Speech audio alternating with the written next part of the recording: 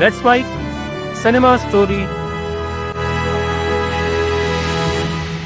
22 जनवरी 1980 ऋषि कपूर और नीतू की शादी। पूरी इंडस्ट्री वहां मौजूद थी। एक कोने में अमिताभ बच्चन खड़े थे अपनी पत्नी जया के साथ, और तभी एक सफेद साड़ी में मांग में सिंदूर भरे एक औरत सीधा उनके पास चली गई। उनका नाम था रेखा। 5 मिनट, सिर्फ 5 मिनट की बातचीत। जया वहीं बैठी थी, ये सब देखती रही और उस रात वो रो पड़ी।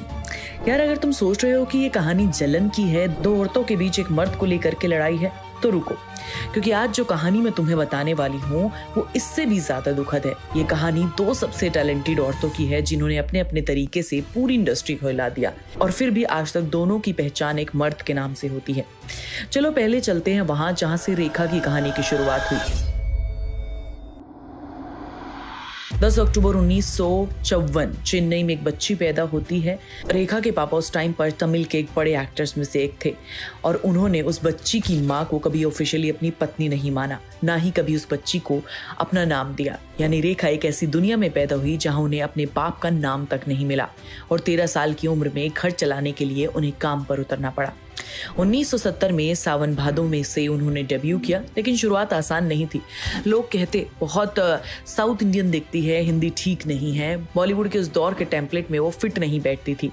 यार, कोई आम इंसान यही हार मान लेता है, लेकिन रेखा ने कुछ और किया। उन्होंने हिंदी सीखी, एक्टिंग क्लासेस ली, खुद को टुकड़े टुकड़े करके फिर से बनाया, और फिर आया वो दौर जहां पूरी दुनिया ने उनकी असली ताकत देखी। खूबसूरत 1980 में एक चुलबुली लड़की जो पूरे घर को हंसा देती है, बेस्ट फिल्म फेयर का एक्ट्रेस का अवार्ड भी मिला।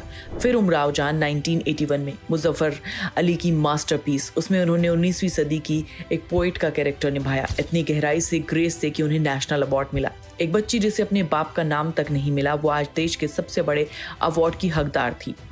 और अब चलते हैं दूसरी तरफ, जया की कहानी की तरफ। जया बहादुर की शुरुआत बिल्कुल अलग थी। कोई स्ट्रगल नहीं, कोई रिजेक्शन नहीं। 1970 के दशक में शुरुआत होती है। बॉलीवुड की सबसे प्रॉमिसिंग एक्टर मानी जाने लगी। गुड्डी 1971। हरिकेश मुखर्जी की फिल्म एक ऐसी लड़की जो एक फिल्म स्टार की दीवानी है और उसे असली जिंदगी की सच्चाई पता चलती है। जया की एक्टिंग इतनी नेचुरल थी कि लोगों को लगा कि ये एक्टिंग नहीं, असल जिंदगी है। फिर कोशिश 1972, एक डेफ और म्यूट कपल की कहानी संजीव कुमार के साथ। बिना एक शब्द बोले, सिर्फ आंखों से और चेहरे से जया ने जो इमोशन दिखाया, उसके बारे में क्रिटिक्स आज भी याद करते हैं तो रोंगटे खड़े हो जाते हैं। और फिर आई एक फिल्म जो शायद उस दौर की सबसे आइकॉनिक फिल्म साबित हुई, अभिमान 1973। इसमें अमिताभ और जया दोनों थे। कहानी थी एक सिंगर हस्बैंड की और उसकी उससे भी सबसे ज्यादा टैलेंटेड वाइफ की। जब वाइफ की पॉपुलैरिटी हस्बैंड से आगे निकल जाती है तो हस्बैंड उसे हैंडल नहीं कर पाता, टूट जाता है। यार, उस वक्त किसी को अंदाजा नहीं था कि आगे चलकर ये फिल्म कितनी पैथेटिक साबित होगी, क्योंकि उसी साल 1973 में जया और अमिताभ की शादी हुई, और उसके फौरन बाद जया ने अपना करियर छोड़ दिया। उन्होंने पब्लिकली कहा कि मैं अपने हस्बैंड के करियर को सपोर्ट करना चाहती हूँ, मैं घर संभालना चाहती हूँ। उनका ये फैसला था और उनके फैसले का सम्मान होना चाहिए।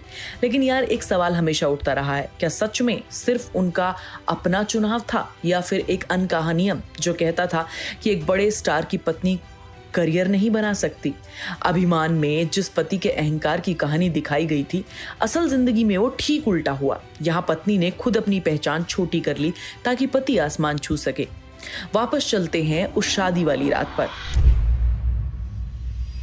याद करो वो दृश्य जिससे हमने शुरुआत की थी। सफेद साड़ी में सिंदूर लगाए हुए रेखा अमिताभ से बात करती हुई, और एक तरफ बैठी जया आंसू बहते हुई। यार, जब हम दोनों की असली कहानी जान चुके हैं तो सोचो, क्या जया का रोना सिर्फ एक जलन थी या वो थकान थी? एक ऐसी औरत जिसने अपनी कोशिश वाली पहचान को दफना दिया और अब सामने देख रही थी एक दूसरी औरत को जो अपनी पहचान को कभी दफनाना नहीं चाहती थी। और रेखा, जो सिंदूर उन्होंने उस रात पहना, वो सिंदूर अगले कई सालों तक हर पब्लिक अपीयरेंस में पहना गया। एक ऐसा स्टेटमेंट जिसे उन्होंने कभी शब्दों में नहीं बदला, लेकिन जिसे पूरी दुनिया ने देखा और जज किया। उस रात असल में क्या हुआ, ये आज तक कोई ऑफिशियली किसी को नहीं पता, लेकिन उस एक पल ने आने वाले दशकों तक इन दोनों औरतों की पहचान तय कर दी। और यही है असली सच्चाई जो सबसे ज्यादा दुखद है। रेखा नेशनल अवार्ड विनर, 180 से ज्यादा फिल्में, 5 दशकों का करियर, हर उम्र में खुद को रिलेवेंट करने वाली आर्टिस्ट। जया हरिकेश मुखर्जी की फेवरेट एक्ट्रेस, कोशिश जैसी फिल्मों में बिना बोले उन्होंने सब कुछ कह दिया, बेस्ट फिल्म फेयर एक्ट्रेस का अवार्ड। दोनों के पास अपने अपने तरीके से वो हुनर थे जो सदियों तक आपको रिलेवेंट बनाए रखने के लिए काफी था। लेकिन आज 2026 में जब दोनों औरतों का नाम लिया जाता है तो सबसे पहले शब्द जो जुबान पर आता है वो है अमिताभ बच्चन।